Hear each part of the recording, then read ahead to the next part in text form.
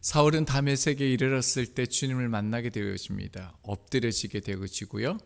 볼 수 없게 되어지죠. 하나님이 준비한 아나니아의 그 기도를 통해서 눈에서 비늘 같은 것이 떨어지면서 보게 되어집니다. 육체의 어떤 눈만 뜨게 된 것이 아니라요, 영적인 눈도 열리게 되면서 이제 자신이 핍박하던 예수를 믿는 하나님의 사람으로 변화되어지죠. 그래서 사울은 가장 먼저 세례를 받고 이제 예수를 위해 사는 인생으로 나가게 되어집니다. 자, 19절을 다시 보면요, 음식을 먹음에 강건하여 지니라. 우리가 이 부분은 자세하게 살펴보았는데요, 간단하게 살펴보면 성경에서 음식을 먹는다는 것은 여러 동사가 있다라고 말씀을 드렸죠. 그러나 본문은 아주 특별한 단어입니다. 람바노라는 단어였죠. 이 단어가 쓰여진 곳이요, 요한복음 1장 12절이요 영접하는 자, 곧 그 이름을 믿는 자들에게 어떻습니까? 하나님의 자녀가 되는 권세를 주신다라고 하셨는데, 여기서 영접과 먹는다가 똑같은 단어입니다. 그러니까 단순히 음식을 먹은 게 아니에요. 주님을 받아들이고 그 주님의 생명에 자신을 맡기는 것입니다. 주님 안의 삶으로 들어갔다라는 것이죠. 강건하여 지니라라는 이 동사도 마찬가지입니다. 일반적인 동사가 아니었죠. 누가복음 22장 43절에 보면요, 천사가 하늘로부터 예수께 나타나 힘을 더하니라. 예수님께서 겟세마네 동산에서 그렇게 온 힘을 다해서 빗방울이 그 땀방울이 핏방울이 되도록 기도하셨을 때 어떻게 해요? 하늘로부터 천사가 나타나서 힘을 더했다라고 말합니다. 이 더하다가 강건하여 지니라라는 동사와 같은 동사이죠. 지금 이제 사울은 어떤 삶이 되어진다는 겁니까? 이제 내가 사는 것이 아니라 그리스도 안에 사는 삶, 그리스도로 인하여 살아가는 삶을 살게 되어졌다는 겁니다. 그 가장 첫 번째 특징이 무엇이었습니까? 사울이 다메섹에 있는 제자들과 함께 며칠 있을세. 여러분, 이전에는 예수를 믿는 자들을 핍박했습니다. 그러나 지금은요, 그 공동체 안에 하나가 되었습니다. 교회가 되었습니다. 함께 마음을 같이 하는 것, 이런 사람이 어떤 사람이라고요? 그리스도 안에 사는 사람이라는 거죠. 그리고 제자들은 거기에 모여서 무엇을 나눴습니까? 세상 얘기가 아니죠. 초대교회에 있었던 그 오순절 강림부터 시작해가지고 성령의 그 역사들을 함께 나눴을 것입니다. 그 얘기를 사울은 들으면서 다메섹에서 주님을 만났던 그 말씀을 다시 생각하면서 되새기면서 지금 이제 교회 안에서 자신의 사명을 준비하고 있는 것이죠. 자, 그리고 난 후요, 20절을 보면요, 즉시로라는 단어로 시작하게 되어집니다. 이 말은 무엇입니까? 이제 각 회당에서 예수가 하나님의 아들이심을 전파하니 곧바로요, 회당에 나갔다라는 거예요. 거기서 하나님의 아들이심을 전파했다는 것은 설교했다라는 거죠. 당시에 그 다메섹에는 약 30개의 그 회당이 있었다라고 전해지는데요. 회당이 무엇입니까? 율법의 중심입니다. 회당에서 유대인들은 이 율법을 배우고 예배하죠. 자, 그런데요, 사울은 이 회당에서 예수 그리스도를 전합니다. 복음을 전하되어지죠. 자, 이 모습을 본 유대인들이 큰 충격을 받게 되는 것이죠. 자, 21절입니다. 듣는 사람이 다 놀라 말하되 이 사람이 예루살렘에서 이 이름을 부르는 사람을 멸하는 자가 아니냐. 여기 온 것도 그들을 결박하여 대제사장들에게 끌어가고자 함이 아니냐 하더라. 자, 듣는 사람이 다 놀랐다라고 말하고 있습니다. 이것은요, 정상적인 이해의 범위, 수용의 범위를 넘어섰다라는 거예요. 그러니까 이성의 합리적인 사고를 넘어선 그런 충격이 있었다는 겁니다. 이 단어가 어디에 사용되어졌냐면요, 고린도후서 5장 13절입니다. 우리가 만일 미쳤어도 하나님을 위한 것이죠. 미쳤어도가요, 듣는 사람이 다 놀라, 이 단어와 같은 단어입니다. 그러니까 사람들이 사울의 모습을 보면서 미쳐버린 거예요. 받아들일 수가 없는 거예요. 도저히 하려고 해도 납득이 되어지지 않는 그런 지금 충격을 받는 것이죠. 왜냐하면 사울이 어떤 사람인지 너무너무 잘 아는 사람들입니다. 같은 유대인이니까요. 그뿐만 아니라 그 예루살렘에서 그렇게 예수 믿는 자들을 핍박하고 잔멸했던 사람이기 때문에 그렇습니다. 마치 그 짐승이 먹이를 잡아서 먹는 것처럼요. 그렇게 잔혹하게 예수의 이름을 말하는 사람들을 잡아가고 죽였던 사람이죠. 그뿐만 아니라 지금 다메섹에 온 이유도 뭡니까? 대제사장에게 권한을 받아가지고 그 믿는 사람들, 예수의 이름을 말하는 사람들을 잡아가기 위해서 온 사람입니다. 자, 그런데요, 자신이 없애려고 했던 그 예수를 믿는 사람을요, 예수 이름을 전하는 사람들을 어떻습니까? 이제 우리들에게요, 그 예수를 믿으라라고 전하는 것입니다. 그러니까 사람들이요, 지금 유대인들이 미치는 것입니다. 이 성이 무너진 것처럼 보일 정도로 아주 큰 충격에 빠지는 겁니다. 자, 이런 상황 가운데 사울의 모습을 우리 가운데 집중해서 보여주시는데요. 22절입니다. 사울은 힘을 더 얻어 예수를 그리스도라 증언하여 다메섹에 사는 유대인들을 당혹하게 하니라. 유대인들을 당혹하게 했다라고 말합니다. 자, 이 단어도 어디 쓰여졌냐면요, 사도행전 2장 6절입니다. 이 소리가 나매 큰 무리가 모여 각각 자기의 방언으로 제자들이 말하는 것을 보고 소동하여, 이 소동하여가요, 당혹하게 하다라는 단어가 같습니다. 그럼 생각해 보시면요, 오순절 성령의 강림이 각 사람 위에 일어납니다. 불 같은 게 임하여서 각 나라의 그 방언으로 말하기 시작합니다. 얼마나 놀랬겠습니까? 얼마나 충격에 빠졌겠습니까? 지금 그 혼란의 상태가 되어졌다라는 겁니다. 이 말은요, 오순절에 있었던 그 성령의 강림 사건이 지금 다메섹에 일어났다라는 거예요. 성령의 역사가 사울을 통해서 일어난 것이죠. 자, 그러나 어떻습니까?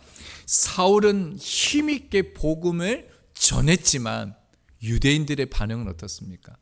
성령의 충만함이 임하였고요, 말씀이 능력 있게 전하였는데 유대인들은 어떻습니까? 받아들였습니까? 그렇지 않죠.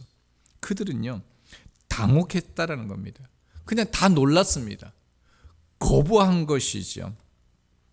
우리가 이런 장면에서 놓치지 말아야 될 것은 무엇이냐면요, 사람들의 반응이 아닙니다. 중요한 것은 사울 자신의 반응이죠. 자, 22절 다시 보면요, 예수를 그리스도라 증언하여. 여러분, 사울은요, 예수 그리스도를 증언했습니다. 상황과 사람들의 반응과 어떤 환경의 요소는 그에게 중요하지 않았습니다. 중요한 것은요, 예수 그리스도를 증언했다라는 겁니다. 자, 그렇다면요, 어떻게 하나님이신 그 하나님의 아들이신 예수 그리스도를 증언할 수 있습니까? 우리가 세상 앞에 어떻게 하나님의 아들이신 예수 그리스도가 참된 메시아이심을 증언할 수 있을까요? 이성적으로요? 논리적으로요? 과학적으로 어떻게 입증이 되겠습니까? 자, 증언하다라는 말은요, 연결시키다라는 뜻과 함께 사실을 입증하다, 사실을 증명하다라는 의미를 가지고 있습니다. 자, 어떻게 증언할 수 있냐면요, 복음은 두 가지 차원으로 예수 그리스도께서 하나님의 아들이심을, 구원자이심을 증언할 수가 있습니다. 자, 첫 번째는요, 들려지는 복음입니다.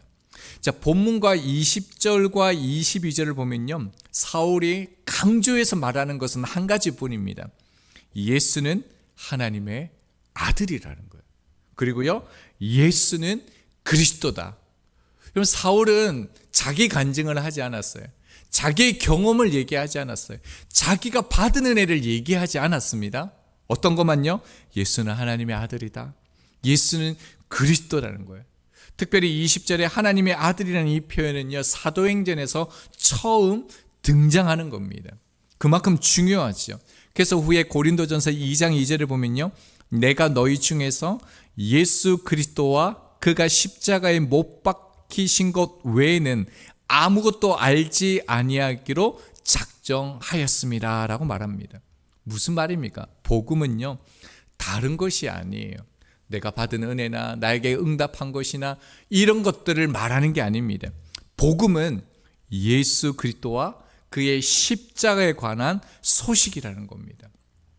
여러분, 어떻게 예수가 하나님의 아들이심을 증언할 수 있다라고요? 말로 선포되어지는 말씀, 들려지는 말씀이라는 겁니다. 그래서 우리는 우리의 삶에요, 하나님의 아들이신 예수 그리스도의 이 이름을 분명하게 증언해야 되는 것이죠. 자, 두 번째요. 자, 어떻게 예수님을 증언할 수 있냐면요, 입증할 수 있냐면요, 보이는 복음으로, 즉 우리 삶의 변화로 이 예수 그리스도의 복음을 전할 수 있습니다. 여러분, 사울이 예수가 그리스도 있음을 증명하는 것은요, 단순히 논증이 아니었어요. 무엇으로요? 자신의 변화된 삶으로 그리스도를 연결한 것입니다. 대표적인 예로 요한복음 4장 28절을 보면요, 사마리아 여인이 예수님이 메시아임을 알고 어떻게 합니까? 그 즉시로 물동이를 버려두고 곧바로 동네에 들어가 사람들에게 외치게 되어지죠. 요한복음 4장 29절입니다. 내가 행한 모든 일을 내게 말한 사람을 와서 보라. 이는 그리스도가 아니냐 하니 그들이 동네에서 나와 예수께로 오더라. 이 여인도 가장 먼저 뭘 합니까? 그리스도다라고 전하게 되어지죠. 자, 자신이 만난 이 유대인이요, 그리스도임을 분명하게 증거합니다. 자, 그런데 이상한 거 뭡니까? 사마리아인들이 그렇게 유대인을 경멸하는데요, 이 여인에게 왜 네가 유대인을 만났냐고, 그가 어떻게 그리스도냐고 묻지 않았다라는 거예요. 그 사마리아인들이 한 사람 유대인을 향하여 성경은요, 나오더라, 다가가더라 라고 말합니다. 왜 그랬을까요? 여러분, 이 여인의 말의 논리 때문이 아닙니다. 변화된 삶의 모습 때문에 그렇죠. 예수님을 만나기 전과는 전혀 다른 얼굴, 다른 표정, 충만한 기쁨이 드러나는 이 여인의 모습이요, 이미 충분한 증거가 된 것입니다. 이 여인은 5번 결혼했고요, 지금 사는 그 남자도 진짜 남편이 아닌 삶을 살아가고 있잖아요. 그러니까 오랜 시간 얼마나 깨어진 아픔, 상처, 얼마나 무너진 마음을 가지고 살았겠습니까? 그의 표정, 그의 말, 그의 삶이 어떠했겠습니까? 자, 그런데요, 예수님을 만나고 난 후에는 완전히 달라지는 겁니다. 그래서 달라진 그 사람의 삶이, 모습이 복음의 증거가 된 것이죠. 여러분, 22절 하반절에도요, 다메섹에 사는 유대인들을 당혹하게 아니라, 사실은요, 예수 그리스도에 대한 복음은 이미 그들도 알고 있습니다. 예수가 하나님의 아들이라는 그 말을 수도 없이 들었습니다. 그래서 예수님을 잡아서 죽였고요, 믿는 자들을 잡아 죽이는 겁니다. 그런데 그들이 충격을 받은 것은 뭐냐면 사울의 변화입니다. 사울에게 나타나는 그 이전과 다른 삶, 그 모습 때문에 충격을 받은 것이죠. 하나님은 예수 그리스도의 십자가와 죽음, 부활을 과학적으로 증명하지 않으십니다. 주님을 만났다고 밖에 설명할 수밖에 없는 성도들의 변화를 통해 그 사실을 증거하십니다.